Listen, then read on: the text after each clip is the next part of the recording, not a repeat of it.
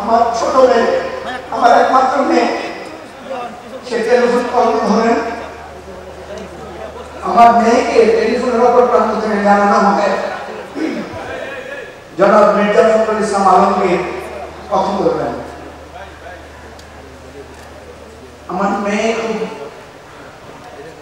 অবাক হয়ে যায় এবং বিএনপি মহাসচিব মির্জা ফখরুল ইসলাম আলমগীর ফোন করে আমার পরিবারকে সান্ত্বনা দেন, আশ্বস্ত করেন এবং বলেন যে বিজয় আমাদের অনিবার্য এবং ইনশাআল্লাহ খুব শীঘ্রই আমরা একটা মুক্ত স্বাধীন পরিবেশ ফিরে পাবো। আজকে আমাদের সেই আন্দোলনের অনুপ্রেরণা যিনি আমাদের কাছে এসেছেন, এখন বক্তব্য রাখার জন্য সুবিধা অনুরোধ করছি জনাব মির্জা ফখরুল ইসলাম আলমগীর, বীর মুক্তিযোদ্ধা এবং মহাসচিব বাংলাদেশ জাতীয়তাবাদী দল বিএনপি।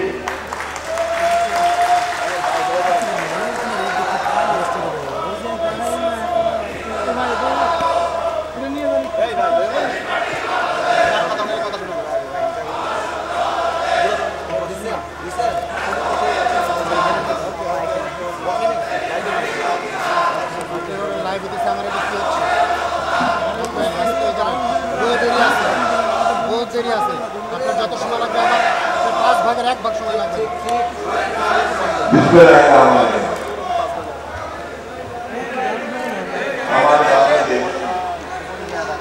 এই পার্টির এই প্রথম জাতীয় সম্মেলনে